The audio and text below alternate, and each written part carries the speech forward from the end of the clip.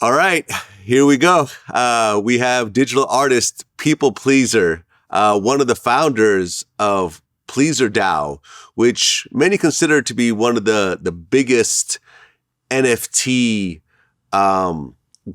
purchasing groups in the world right now. This is a little bit different than what we usually do. So I wanted to bring you in and really explain what's happening right now in that market and kind of how your group came together. So thank you so much for joining us. Thank you for having me. Okay, so I was initially introduced to you by Machi Big Brother, which is another one of the founders of PleasrDAO. And he kind of broke down the whole story and everything that happens. I'm not a big crypto NFT guy myself. I've always been aware of it. I'm not personally invested in it, but, I understand kind of the strength of what's happening and how things are changing in the market. So I figured, I'd bring in someone like yourself to sort of explain what your role was in this and where things are going as well. So, this is your first time here. I want to start at the beginning. So you're from Taiwan.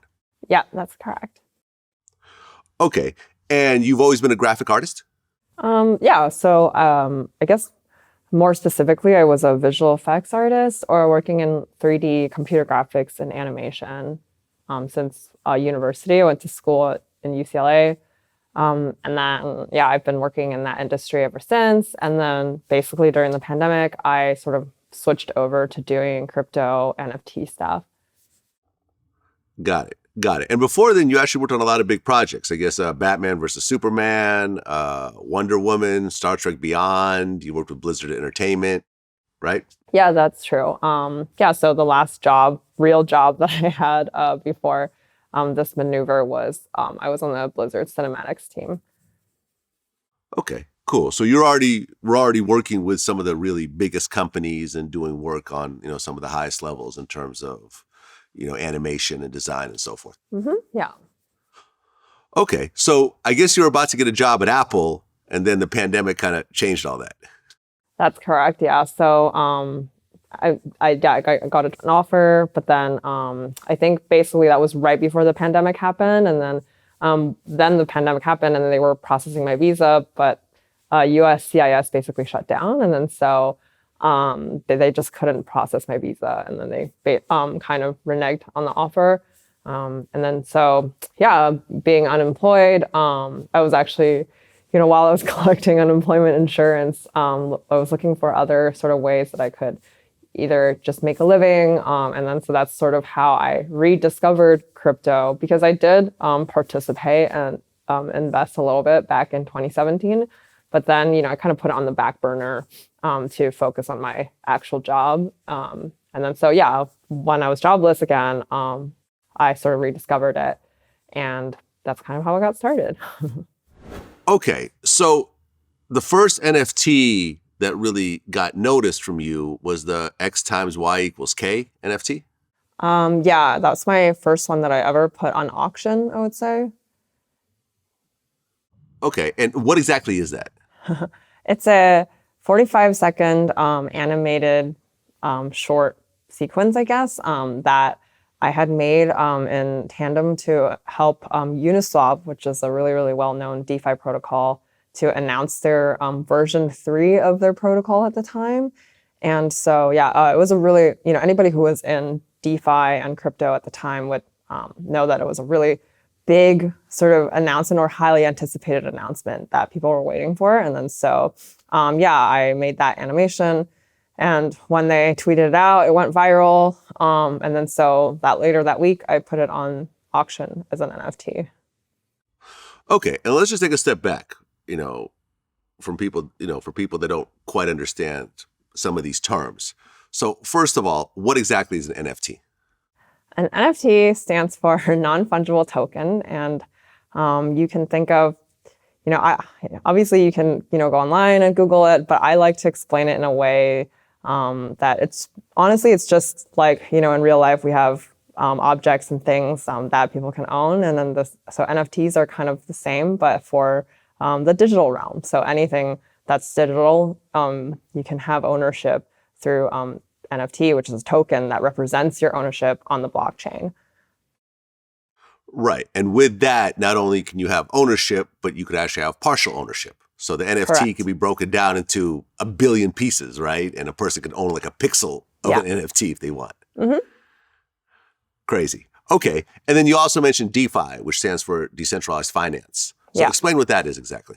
Decentralized finance is basically sort of, a niche within cryptocurrency. And it's sort of like a movement, essentially, that they started, adapting a lot of the traditional finance kind of models and, sort of like tools and investment, things that banks could use, like loaning and earning interest. But then it's all run on smart contracts on the blockchain. And so it's automated and a lot faster. And there's no, centralized entity involved. So for example, on a bank, if you, loan money, then there's a central entity that's escrowing the funds. But with decentralized finance, it's all done, via smart contracts on the blockchain. So there's, not actually any company or entity that is looking after the funds. It's all being done automatically, thinking of like highways on the blockchain, and they just run by themselves, essentially.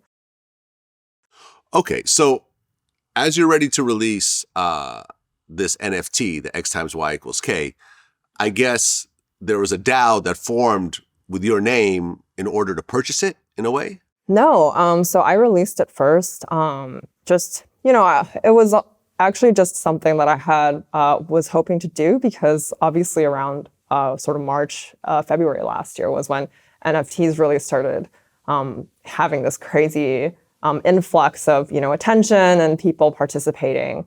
I kind of saw it as an opportunity for me to make an impactful sale, hopefully, because this is also around the time that Asian hate crime was really bad, even in New York, because of COVID. And so, it was kind of an effort for me to hopefully use, because I didn't have a lot of money myself, but I was thinking maybe if I could sell an NFT, then I could help contribute to the cause. And then so that's why I put this NFT up on auction. And I didn't really, tell anybody about it except for the day basically before that I put it up on auction. So nobody even knew that the auction was happening. And then so when I put it up on auction, sort of throughout my past months of work in DeFi, I had, accrued some community, I guess, or people who were fans or supported my work. And I guess they were really inspired, and so decided to get together because they,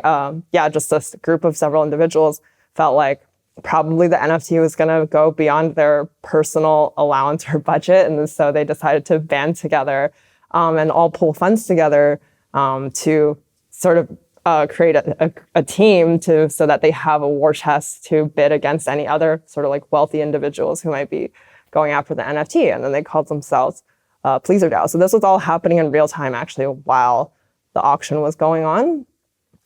So it was kind of a surprise, but obviously a pleasant one.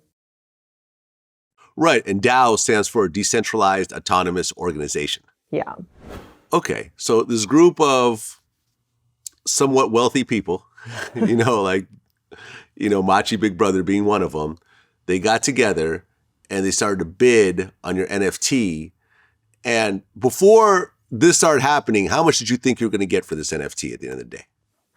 I think, I gave myself sort of like a range of expectations, and I felt like probably single digit ETH was, on the low end. And then I think around the time, I think the price of Ethereum was maybe 1,500, 1,600. So, anything maybe like at 20 ETH was on the high end of my expectations, I would say. Okay. Well, instead, the NFT sold for $525,000, which is the equivalent of 310 ETH. At the time, yeah. Yeah. I mean, how did you feel when this animation you just made in your house sells for $500,000? It was pretty surreal. I didn't think, in any of my wildest imaginations that it would go for that high. But because it was going to a cause that I cared about, obviously that was really great. I guess it was just mainly, I don't think it really registered until much later when I was actually donating and distributing the funds because we were able to, so I created a fund. It's called the Stand With Asians Community Fund. And, it's all transparent on the blockchain. Like anybody can go and donate to it and see what's happening with funds. And so our initial batch of donations was, we processed a bunch of applications from, different various small grassroots communities or businesses, let's say, across America. And so anybody could apply. And then, we have a group of volunteers that review them. And then, so we ended up going with 24 organizations, and then each of them received a $25,000 grant, which, if you think about it, is quite impactful for all of these communities. And that's a lot of organizations that were able to receive funds. So that was really when it hit how much money that really is. Okay, so all of the money that was raised was all given away. Yeah.